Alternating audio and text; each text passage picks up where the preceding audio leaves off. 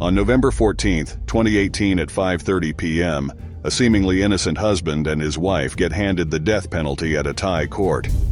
This news leaves the world drowning in shock as the father of two is frog-marched out of the court to serve his sentence. Unbeknownst to many, these two are not as innocent as they seem. The FIFO caterer, Luke Cook, is a close acquaintance of the most wanted Aussie Hells Angels, Wayne Schneider. The crime? Attempted smuggling of $300 million worth of meth from China into Thailand en route to Australia. But how does a simple hotelier man get entangled with the ruthless Hells Angels, and just how deep does this drug smuggling ring go? Strap up for a ride of a lifetime as we reveal what happens when you mess around with the Hells Angels, especially their drugs.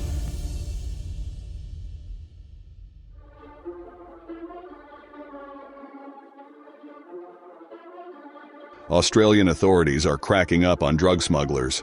Top on the list is Wayne Schneider, a Hells Angels member notoriously known for smuggling huge amounts of drugs into Australia. He has 375 intelligence entries and 8 outstanding warrants on his back. But that won't stop him from running his drug smuggling business, certainly not when he's found some innocent souls to recruit. As Australian police continue to unearth drug smuggling hotstops, they get a wind of Wayne Schneider's meth lab, located in the southwest Sydney suburbs of Narellan and Catherine Fields. 2 days prior to the police getting a search warrant for his labs, Wayne makes a run, boarding a plane to Thailand, his new home.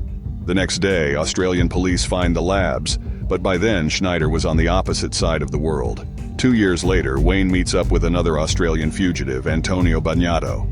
Antonio had fled Australia after he was involved in the August 11, 2014 murder of Mr. Dillon, who was 25 years old. Dillon was killed over a debt owed to him by a member of St. Michael Fight Club, a little-known club in the Australian underworld that Bagnota seems so fond of. Bagnota's cousin, Diego Carbone, was supposed to be in the same flight to Thailand as Bagnota, but due to technical problems, missed his flight. The police catch up with him, and he's convicted of the murder of Dillon. You would think Bagnota would reform and focus on his talents, kickboxing. But the criminal underworld has a way of keeping its tenants hooked to its adrenaline-spiking activities, so Bagnota easily makes a connection with Wayne Schneider, with whom they had done several underdeals back in Sydney. By now, Wayne Schneider has already established a Hells Angels chapter in Pattaya, Thailand. The two begin a fateful friendship that would see one of them kill the other, and the other one embroiled in death row. The question remains, why would two best friends turn on each other? What follows is akin to a scene in the famous PlayStation game, GTA.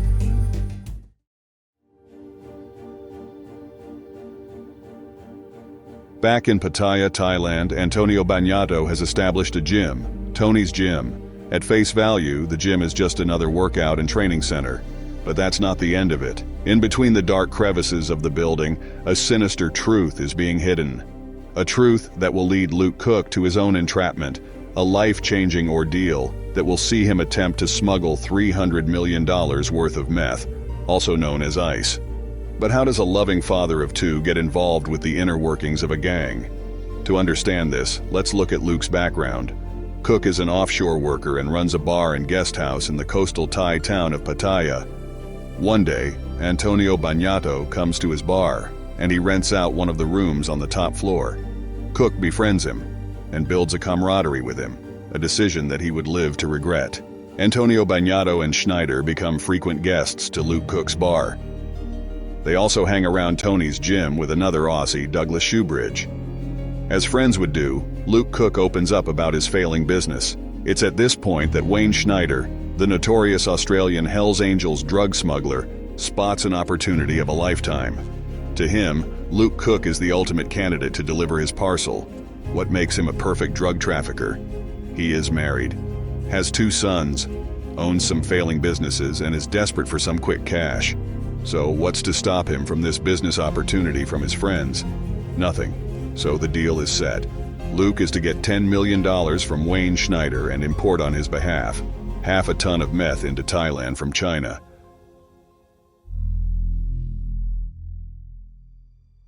Amidst the inky blackness of the night, a clandestine exchange is set to take place in the South China Sea. Luke Cook, who is a seller of boats and yachts, understands his assignment. He is to sail into international waters where no country laws apply, do the exchange, and smuggle the drugs into Thailand. Simple, right? His cargo gets delivered far into the international waters. A Chinese trawler nicknamed Jomandi comes holding within its icy depths a sinister cargo destined for an offshore yacht. But this is no ordinary transaction, and soon Luke will find out why Schneider couldn't carry out the smuggling himself. The huge consignment belongs to the dreaded Hell's Angels. Whether Luke knows this or not remains to be debated.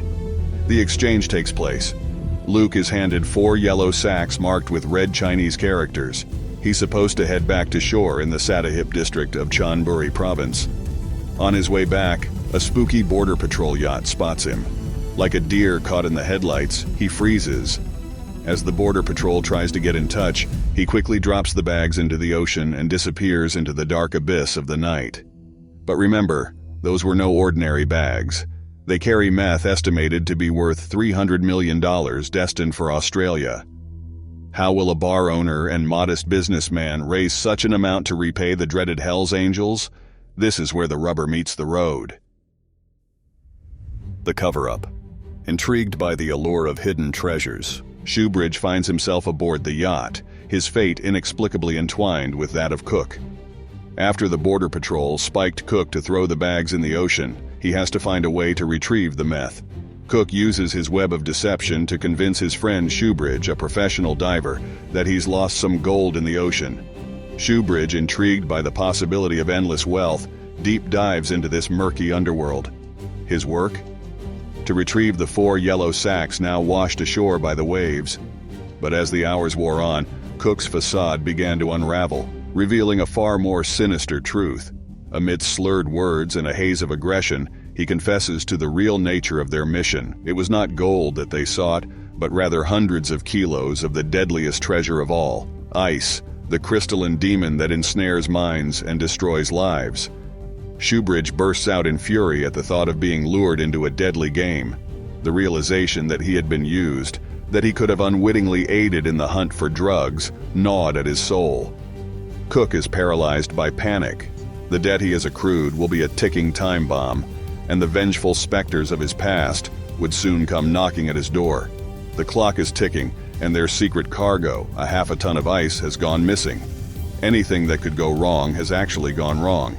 It's here that Antonio Bagnota's name once again pops up as his old-time friend. Bagnota will help them clear up the mess they've put themselves into. Or will he? Let's find out. Wayne Schneider demise. News of this mishap reaches Wayne Schneider in his perfectly named clubhouse, Angel's Place. Obviously, he doesn't take the news well. You have to bring back my money or do the job you were assigned to do. Of course, there's no way Cook can raise such an amount of money. So a deadly plan is designed, one that would be recorded vividly on Schneider's CCTV back at his Pattaya villa. Now let's step back in time to November 2015. Sufan Fithakwang, a diligent security guard, is on duty at the upscale Pattaya residential complex. His job is to patrol the area and ensure its safety. As he makes his rounds, a sudden commotion catches his attention. He then follows the sounds to a scene that would forever change the course of his life. 5 men, all but one concealed behind silk balaclavas to shield their identities, are ruthlessly assaulting another man. This unfortunate soul is being forcibly bundled into the back of a white Toyota utility vehicle. The victim is none other than Hell's Angel Wayne Schneider, a man hailing from the rugged streets of Blacktown in Sydney's western suburbs. Schneider had climbed the ranks of the criminal underworld, specializing in the production and distribution of substantial quantities of methamphetamines. His name was notorious, recognized by the Australian Crime Commission, the Australian Federal Police, and various state law enforcement agencies. Schneider had hastily fled Australia 3 years earlier when 2 major meth labs, linked unmistakably to him through his DNA, were uncovered in suburban Sydney. Now, in a chilling turn of events, Schneider is being abducted. Bagnota puts him in a neck hold while another man hits him with a baton, while the rest assault him with knuckle dusters. He is taken to a nearby house, where he endures unimaginable horrors, stripped of his dignity and life in a brutal bludgeoning. His lifeless body is then transported to the outskirts of town, concealed in a shallow grave by the roadside. At this stage, Thai police are unaware that they are dealing with a gruesome murder, but the perpetrators made one grave mistake. They hired a car that had a tracker in it. And guess who is on the rental paperwork for the Toyota? Shoebridge's wife, Sirafat Saimat, whose husband is a close friend of Luke Cook's, and had tried retrieving the meth bags from deep inside the ocean. After leaving the scene of the crime, the vehicle makes a stop at Saimat's residence before venturing 30 kilometers out of town. It remains stationary for 2 eerie hours before returning to Saimat's Pattaya address. Police officers decide to visit the location where the vehicle is idling. It's parked in a remote bush area with signs of recent disturbances. They follow the trail leading them to a chilling discovery. There lies Wayne Schneider's lifeless, battered body, abandoned in a shallow grave. He was left for a period of time, I don't know how long, in that room by himself. Allegedly, when they returned to that room, Schneider had passed away. My understanding was they stripped his body there, removed his clothes, and that's when they took him to that roadside grave. During the investigation, Saimat discloses to the police that she had rented the property at the insistence of Shoebridge on behalf of another Australian named Antonio Bagnota. Little do they know that these events would set in motion a chain of events that would unravel the darkest secrets of the criminal world. Bagnota and Luke Cook arrested. After the CCTV footage is released, Bagnota, who was the only one without a mask while abducting Schneider, is tracked down and arrested. Apparently, he's crossed the Cambodian border and is in a cheap lodging when police get a whim of his whereabouts. And guess who helped him escape? Our man, Luke Cook. He told the court how he had taken a taxi, then a bus, inching closer to the Cambodian border with each passing mile. However, the truth is far more complex than Antonio's testimony suggests. Unbeknownst to him, the Australian Luke Cook has already been entangled in the web of this chilling tale. In a separate Pattaya court case from the previous year, Cook has already been convicted of aiding and abetting. His crime? Assisting the Bagnota family in their escape to the Cambodian border, not in a nondescript bus, but in a private car.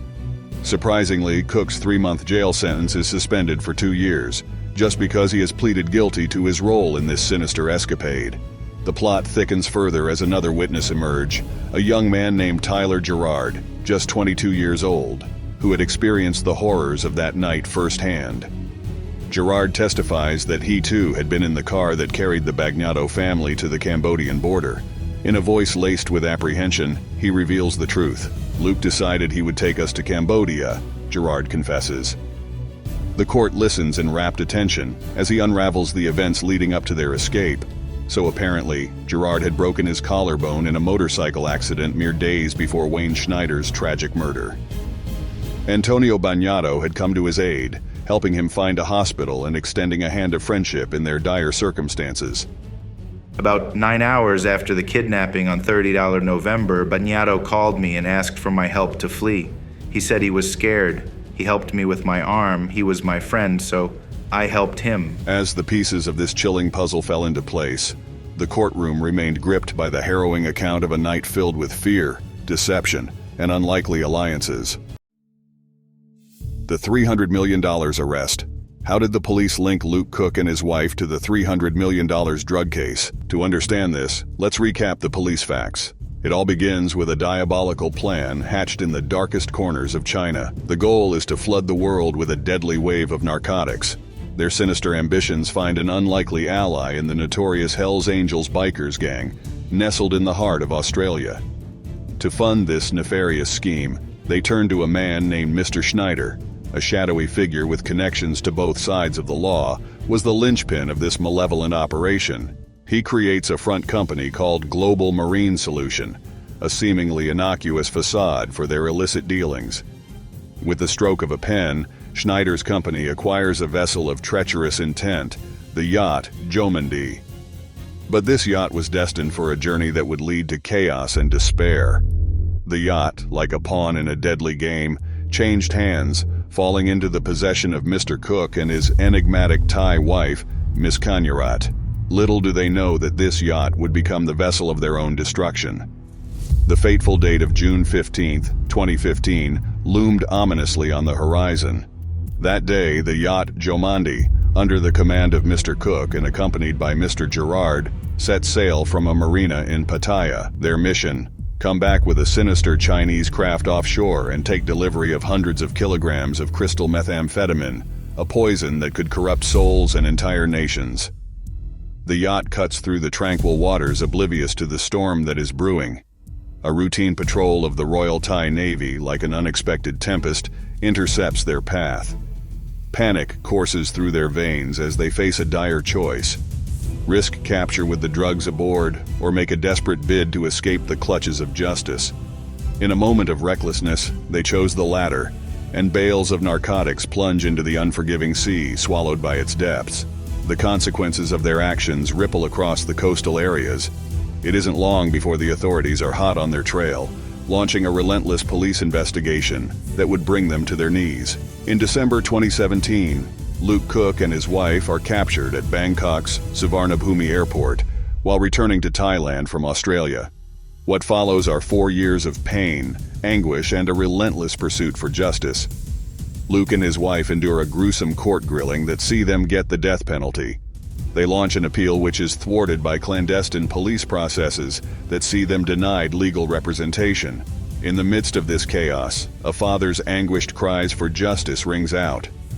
Paul Cook, Luke Cook's father, maintains that his son is innocent and is only in the clasps of the authorities because of a friend-come-foe row. Douglas Shoebridge, a Scotsman with a dark past, who was once an associate of Luke Cook and the main witness against Luke Cook, is a human trafficker, exploiting vulnerable souls and importing African prostitutes onto the unforgiving streets of Bangkok. Mr. Cook vehemently claims that his son's arrest and conviction were inexorably tied to the nefarious activities and damning evidence against Mr. Douglas Shoebridge. An inquest into the death of Mr. Schneider in New South Wales unveils shocking connections, implicating Shoebridge in the gruesome torture and murder of the former crime boss. The rented house where Schneider's life had met a grisly end bore the haunting imprint of Shoebridge's malevolence.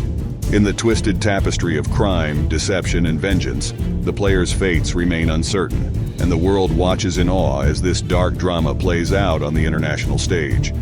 But as fate would have it, a lobbyist group and 2 Australian parliamentarians plead with the Thai Supreme Court and demand release of Luke Cook and his wife, citing a mistrial. Their 4-year ordeal comes to an end, leaving them with inexplicable horrors and an eternal reminder to never mess with the Hells Angels. Do not join them if you're not all in. Or as they like to put it, angels forever, forever angels.